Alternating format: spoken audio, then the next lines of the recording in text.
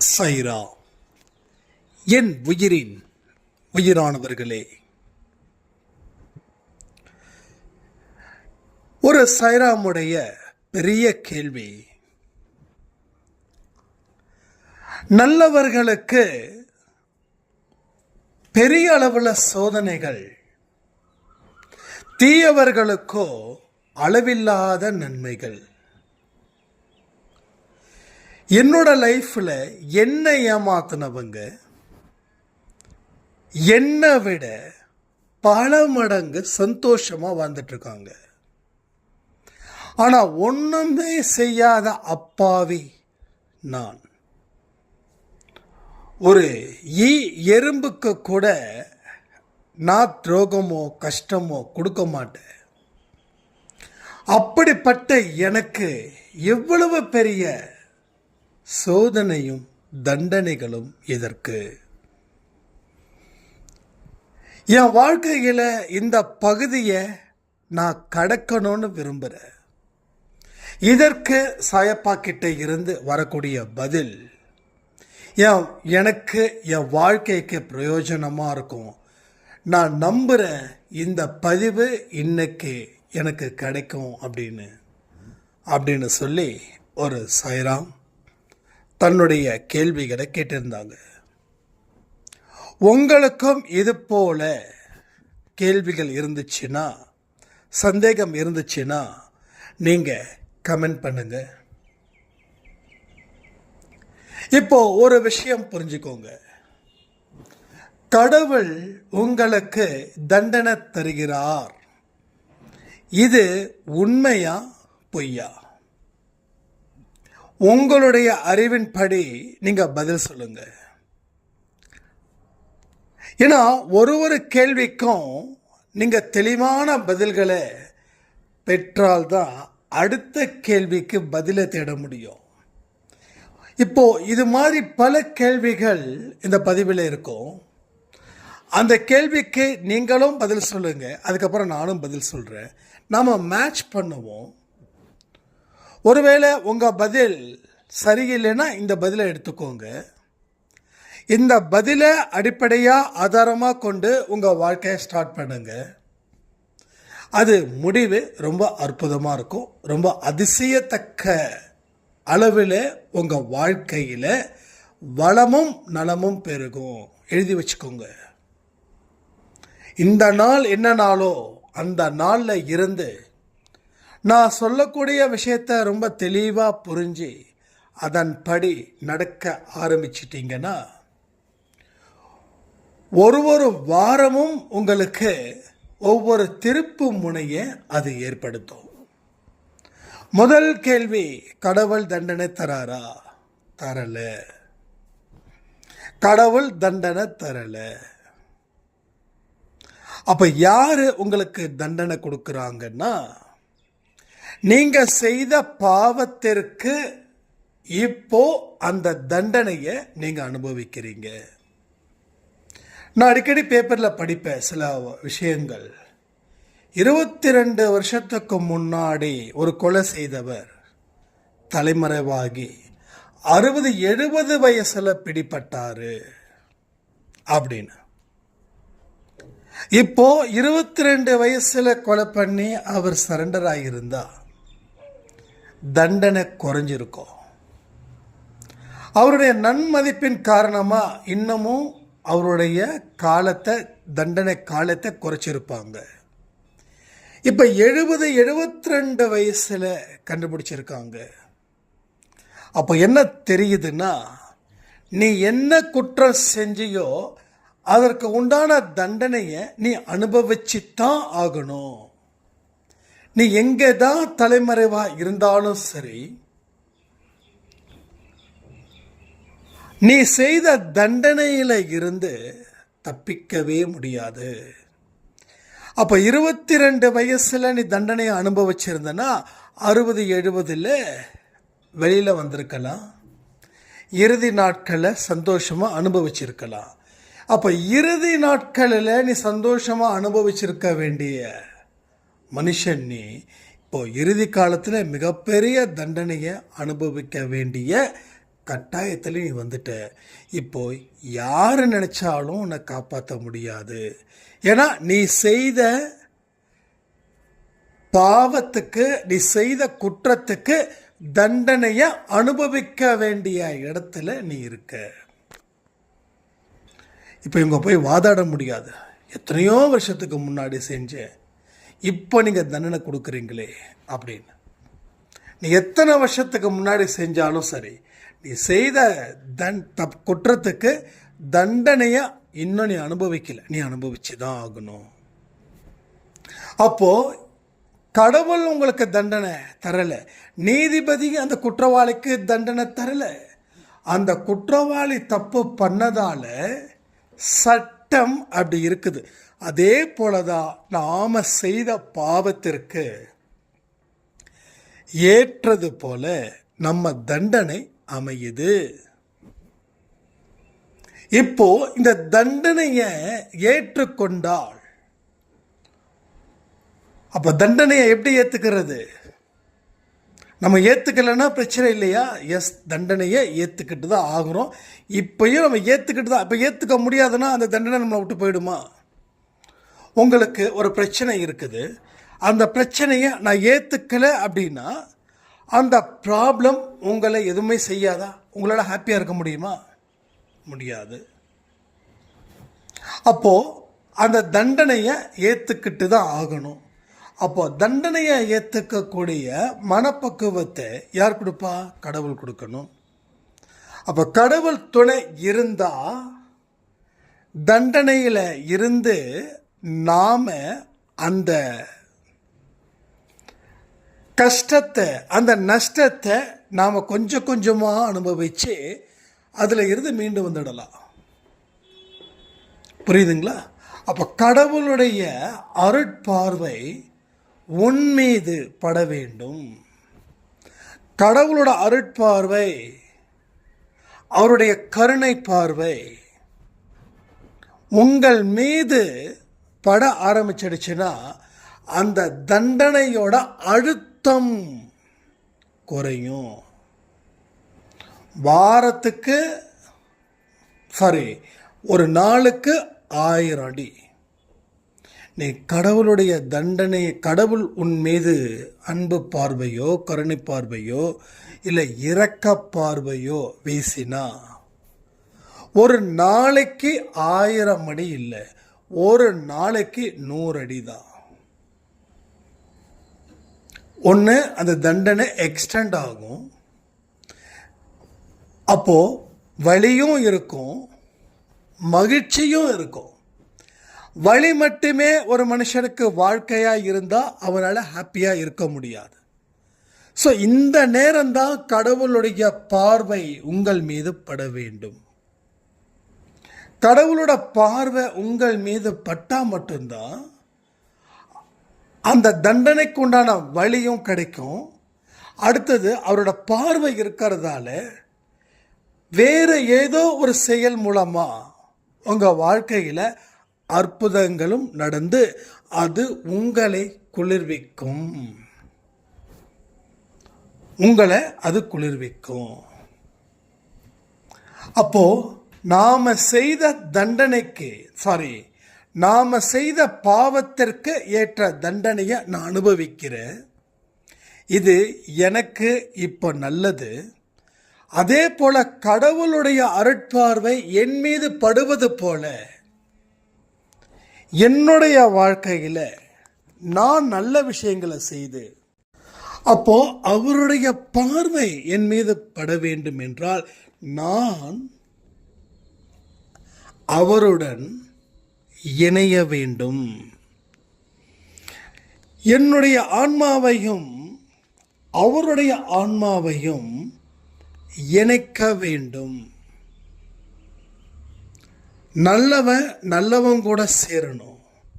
நல்லவன் கெட்டவன் கூட சேர்ந்தா அந்த நல்லவன் கெட்டவனா மாறிடுவான். அதே போல கெட்டவன் நல்லவன் கூட சேர்ந்தாலும் அந்த நல்லவன் கெட்டவனா மாறிடுவான். அப்ப நல்லவன் யார் கூட சேரணும்? நல்லவன் கூட சேரணும். அப்ப நம்ம ஆன்மா யார் கூட சேரணும்?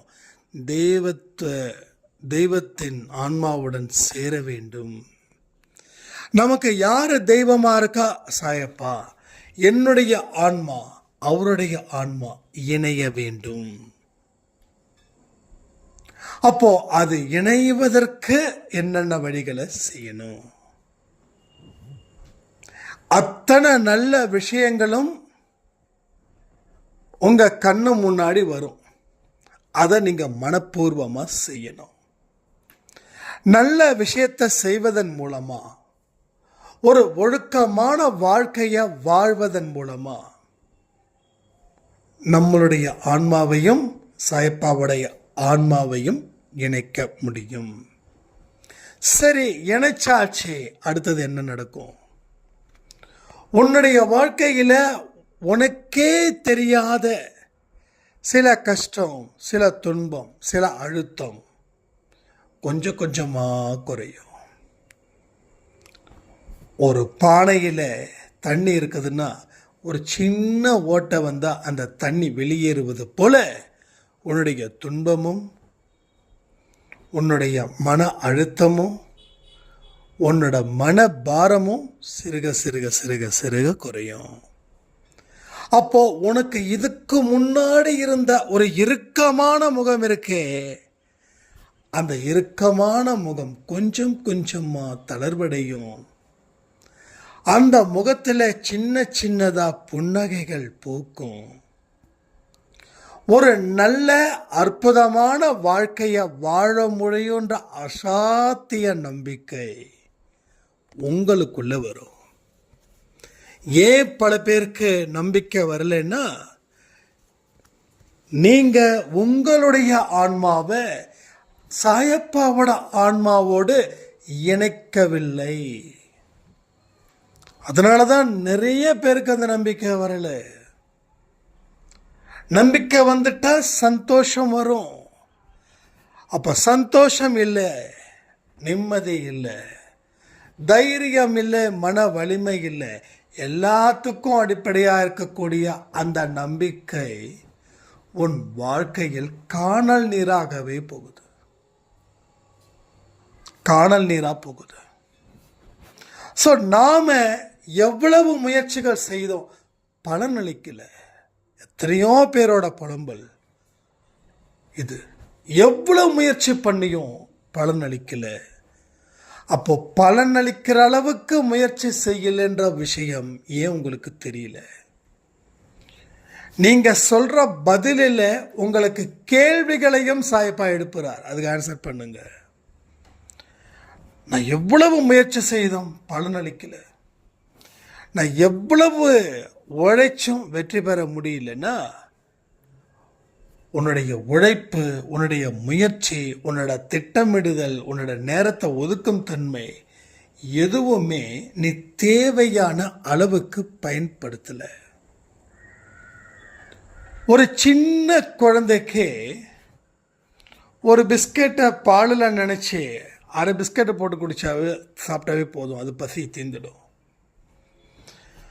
ஒரு 20 வயசு பையனுக்கு பசியோட வரான், அவனுக்கு அரை பிஸ்கெட்டை போட்டு பாலில் மிக்ஸ் பண்ணி ஸ்பூனில் போட்டு, தங்கம் செல்லம் இதை சாப்பிடு அப்படின்னா அவன் காண்டாவானா? காண்டாவ மாட்டானா? அவன் கத்துவான். அப்போ நீங்கள் சொல்லுவீங்களா, நீ சின்ன வயசில் பசிக்கும்போது இதை நான் கொடுப்பேன், சமைத்தா சாப்பிட்டு சமைத்தா தூங்குவேன், இப்போ மட்டும் ஏன் இது பத்தலன்னு கேட்டால் அது போல தான் இதுவும். நீங்கள் உங்கள் இடம் வந்தாதான் நீங்கள் பாஸ். உங்கள் இடம் நீங்கள் வர்றதுக்கு முன்னாடியே நீங்கள் இறங்கிட்டீங்கன்னா நீங்கள் ஃபெயிலு. பலருங்க அப்படி தான் செய்கிறோம். முயற்சி செய்கிறோம், அது கூட பயிற்சியும் செய்கிறோம். ஆனால் முடிவு கிடைக்கலன்னு நினச்சி அந்த முயற்சியையும் பயிற்சியையும் பாதியில் நிறுத்துகிறோம். பின்னாட்களில் புலம்புறோம். எவ்வளவோ முயற்சி பண்ண, அதற்குண்டான பயிற்சிகளும் எடுத்த, ஆனால் வாழ்க்கையில் என்னால் எதையுமே பெற முடியல. நீங்கள் கேள்வி கேட்டது ரொம்ப சூப்பர். First class question. நான் தான் சொன்னேனே, ஒரு கேள்விக்கும் பதில்களை தெரிஞ்சுக்கத்தான் ஒவ்வொரு அறையா திறக்கும். அப்போ உங்கள் கேள்விகள் நிறையா இருந்தால் மட்டும் பத்தாது, அந்த பதில்களை நீங்கள் ஏற்றுக்கொள்ள வேண்டும். எனக்கு பிடிச்சது போல இவர் சொன்னாதான் நான் ஏற்றுப்பேன் அப்படின்னா உங்கள் வாழ்க்கையில் நீங்கள் டெவலப் ஆவதற்கு ஆர்வமற்றவர்களாக இருக்கீங்க. இல்லை, அவர் என்ன சொன்னாலும் ஏற்றுக்கொள்வேன், என்னுடைய சுய அறிவை வைத்து அவர் சொல்லக்கூடிய விஷயத்தை நான் கம்பேர் பண்ணுவேன், அது வெற்றிக்கு ஏற்ற வழி என்றால் அதை ஏற்றுக்கொள்வதில் எனக்கு எந்த சிரமமும் இல்லைன்னு சொல்லி பழகி பாருங்க. அதற்கு அப்புறம் அந்த வெற்றியின் ஆனந்தத்தில் நீங்கள் நடனமாடுவீர்கள். இதுவரைக்கும் பொய்யா நடித்தோம். யார்கிட்ட? உறவுகள்கிட்ட. எனக்கு எல்லாமே இருக்கு, என் வாழ்க்கையில் எனக்கு எல்லாமே சேருது. ஆனால் வீட்டுக்கு வந்து நம்ம புலம்ப ஆரம்பித்தோம், எதுவுமே இல்லை, ஆனால் எல்லாம் இருக்கிறது போல நடிக்க வேண்டிய கட்டாயத்திற்கு நான் ஆளாகிட்டேனே. கடவுளே, என்னடா கொடுமை. இதை நீங்கள் சொல்கிறீங்களா இல்லையா? அப்போது உங்களுக்கு உங்கள் உறவுகள் எந்த அளவில் நீங்கள் வாழ்ந்தா மதிப்பாங்கன்னு தெரிஞ்சு இல்லாததை இருக்கிறது போல அவங்க பார்வையில் ஒரு நாடகத்தை நீங்கள் நடத்தி சிறந்த நடிகையா நம்ம வாழ்க்கையில் வாழ்ந்துக்கிட்டு இருக்கோமா இல்லையா? சரி, நடித்தது நினைவாகணுமா வேண்டாமா? நினைவாகணும்ல. ஸோ இதை உண்மையாக்கணும்ல. என்னைக்காவது ஒரு நாள் சாயம் வெளுத்துடுச்சுன்னா என்ன ஆகும்? அப்போ உண்மை தெரிஞ்சிடுச்சுன்னா நம்ம தலை குனிவோமா? இல்லை அப்பையும் தலை நிமிர்ந்து ஏதாவது சொல்லுவோமா? உங்கள் வாழ்க்கையில் ஒன்ஸ் உங்கள் வேஷம் களைஞ்சிடுச்சுன்னா அதுக்கப்புறம் நீங்கள் என்ன சொன்னாலும் அதை நம்ப மாட்டாங்க. அப்போ வேஷம் களையும் முன் அந்த வேஷத்தை நீ நிஜமாக்குன்ற வார்த்தையின்படி உங்கள் வாழ்க்கையில் நீங்கள் என்னெல்லாம் எதிர்பார்க்குறீங்களோ அதற்கு உண்டான வழிகளை தேர்ந்தெடுங்கள். அதற்கு முன்னாடி நாம் ஆன்மாவை கடவுளுடைய ஆன்மாவோடு இணைக்க வேண்டும். இணைத்தால் மட்டுமே இந்த வெற்றி நமக்கு நிச்சயமாக்கப்படுகிறது. ஏன்னா எவ்வளவு முயற்சி பண்ணாலும் அவருடைய அந்த பார்வை வேணும். எத்தனையோ அரசியல்வாதிகள் பிரச்சாரத்துக்கு வராங்க, நாம் எல்லோரும் அவங்கள பார்க்குறோம். அவங்க நம்மளை பார்க்கணுன்றதுக்காக நாம் என்னென்ன முயற்சிகள் செய்கிறோம். அவங்க பார்க்குற வரைக்கும் நமக்கு அந்த ஆர்வம் ஜாஸ்தியாக இருக்குது. அவர் ஒரு பார்வை என் மீது பார்க்க மாட்டாரா? ஒரே ஒரு பார்வை பார்த்து கையசைக்க மாட்டாரா? ஒரு பார்வை பார்த்து சிரிக்க மாட்டாரா அப்படின்னு. அப்போ என்ன புரியுது? நாம ஒரு ஒரு அரசியல்வாதி இல்லை ஒரு ஹீரோ யாரோ ஒருத்தங்க இருக்கட்டும், அப்படி அவங்க பார்வை பார்க்கறதால நமக்கு என்ன லாபம்? அவங்க லட்சம் பேரை பார்க்குறாங்க. அப்போது இவரை இந்த இடத்துல நம்ம பார்த்தோன்னு சொல்லி அவர் ஞாபகம் வச்சுப்பாரா? சொல்லுங்கள், ஞாபகம் வச்சுக்க முடியுமா? ஸோ முடியாது. ஆனாலும் நமக்கு ஒரு ஆர்வம். ஆனால் இதுவே கடவுள் என் மீது பார்வை படட்டும்னு சொல்லி நீங்கள் வாழ்ந்துட்டீங்கன்னு வச்சுக்கோங்க, ஒரே ஒரு பார்வை போதும், உங்களை கோடீஸ்வரன் ஆக்கிடும். நான் சொல்கிறது பணம் மட்டும் இல்லை, ஆரோக்கியத்தில் நீங்கள் கோடீஸ்வரர், பணத்தில் நீங்கள் கோடீஸ்வரர், சந்தோஷத்தில் நீங்கள் கோடீஸ்வரர், இன்னும் என்னென்ன இருக்கோ அத்தனையிலையும் நீங்கள் கோடீஸ்வரர். இப்போ சொல்லுங்கள், ஒரு பெரிய மனிதர்கள் நம்மளை பார்த்தா நமக்கு பரவச நிலைக்கு போகிறோம், அதை என்றைக்கும் மறக்க மாட்டோம். ஆனால் அதுவே தெய்வத்தோட பார்வை நம் மீது பட்டால், நோட் பண்ணிக்கோங்க, எந்த ஜென்மத்தில் மட்டும் இல்லை, வரக்கூடிய எல்லா ஜென்மத்திலும் அது நன்மையே கொடுக்கும். அது நன்மையை மட்டும்தான் கொடுக்கும்.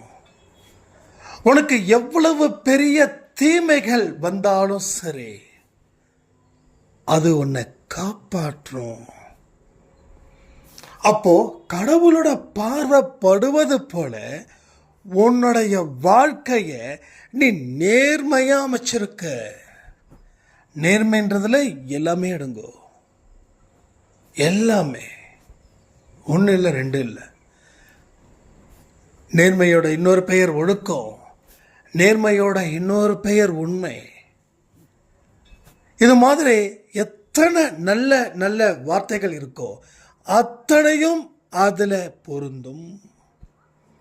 ஸோ முடிவு பண்ணி பாருங்க, கணக்கு டேலி பண்ணுங்க, அப்போ உங்களுக்கு தெரியும் ரிசல்ட்டு. சூப்பர், இது நம்ம வாழ்க்கைக்கு மிகவும் தேவையான ஒரு கணக்கு. அந்த கணக்கை இப்படித்தான் சரி பண்ணணும். இது வரைக்கும் எப்படி சரி பண்ணதுன்னு தெரியல. யாரோ என்னென்னமோ சொன்னாங்க, யாரோ எதையோ செய்ய சொன்னாங்க. ஆனால் என்னென்னமோ செஞ்சேன், எதையோ கேட்டேன். ஆனால் வாழ்க்கையில் என்னுடைய துன்பங்கள் மட்டும் இம்மி அளவுக்கு கூட குறையில. சொல்றீங்களா? அதுக்கு ரீசன் இதுதான். இப்போ என்ன இம்மி அளவு, மழை அளவே வந்தாலும் சரி, அந்த துன்பம் காணாமல் போயிடும். உங்க துன்பத்தை ஒழிக்க எவனாலையும் முடியாது.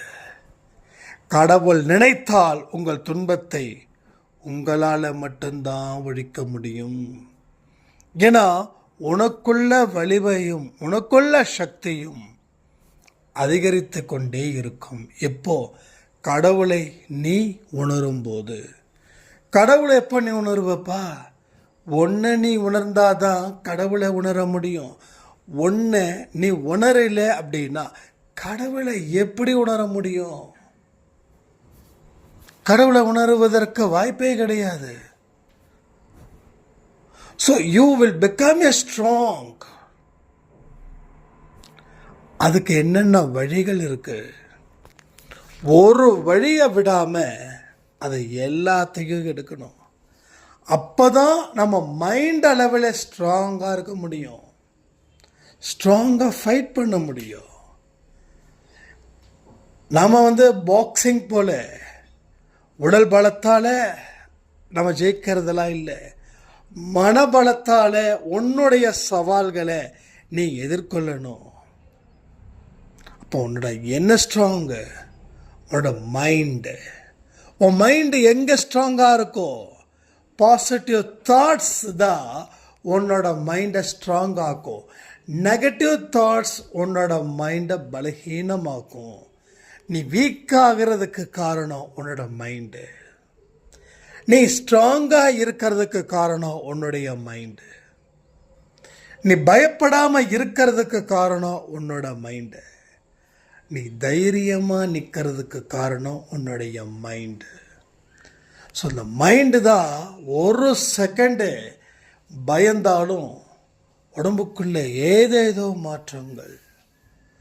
ஒன்றும் இல்லை, நம்ம உடம்பு நல்லா இருக்கு, சூப்பராக இருக்கு, ஸோ எந்த பிரச்சனையும் இல்லை. ஆனால் ஏதோ ஒரு செய்தி நமக்கு வருது, இல்லை ஏதோ ஒரு ஆளை நாம் பார்க்குறோம், உடனே என்ன பண்ணுது? வைத்த ஒரு அலசுதா,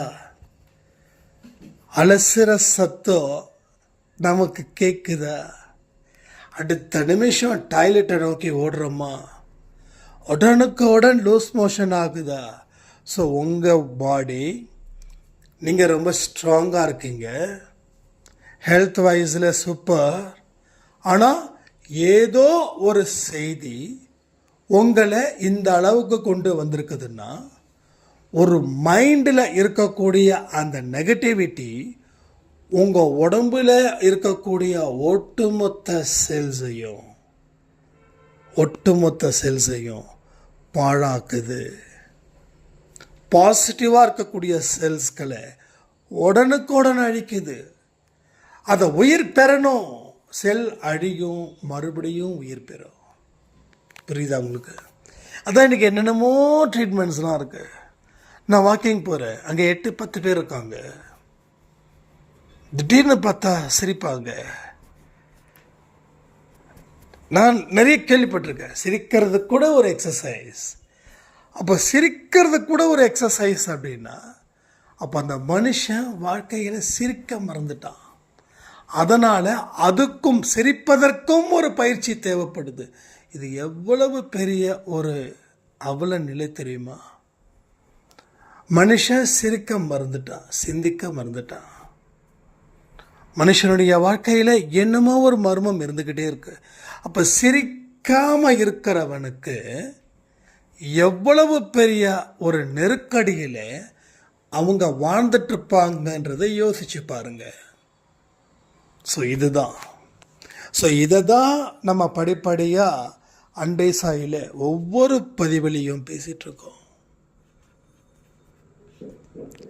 சொல்ல வேண்டியது என்னோட கடமை, கேட்கறது கேட்காதது உங்களுடைய விருப்பம். இன்னைக்கு 12 மணி பதிவில் கூட நான் ரொம்ப தெளிவாக சொல்லியிருந்தேன். நேற்று கொடுத்த 8 மணி பதிவு எவ்வளவு இம்பார்ட்டன்ட், ஆனால் சிலருக்கு மட்டும்தான் போய் சேர்ந்தது. கடவுள் விருப்பப்படலை. அப்போது நான் ரொம்ப ஃபீல் பண்ணி தான் இன்றைக்கி 12 மணி பதிவில் கொடுத்தேன்.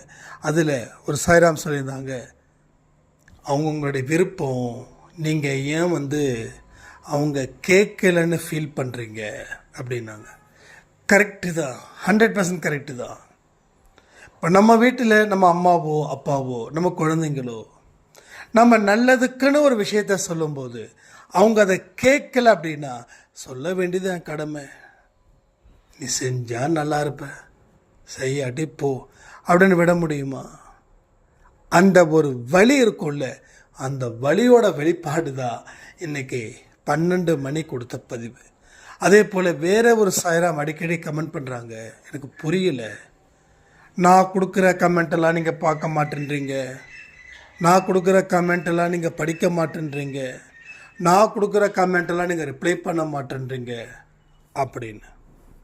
நான் ரொம்ப தெளிவாக சொல்கிறேன், வாட்ஸ்அப்பில் ஏகப்பட்ட மெசேஜஸ் வருது, கண்ணுக்கு தெரிஞ்சதுக்கு தான் நான் பதில் கொடுக்குறேன். ஸோ யாருடைய மெசேஜையும் படிக்கக்கூடாது, கேட்கக்கூடாது அப்படின்றதுலாம் இங்கே இல்லை. நான் உங்களது படித்தாலும் இல்லை வாட்ஸ்அப்பில் கேட்டாலும் நான் உங்களுக்கு ரிப்ளை பண்ணலை அப்படின்னா அந்த ரிப்ளை நிச்சயமாக 12 மணி பதிவோ இல்லை 8 மணி பதிவுலையோ நான் கொடுப்பேன். ஏன்னா எனக்கு யாரையும் வெறுக்க தெரியாதுன்னு சொல்லி இந்த பதிவை நான் முடிக்கிறேன். ஜெய் சாய்ராம்.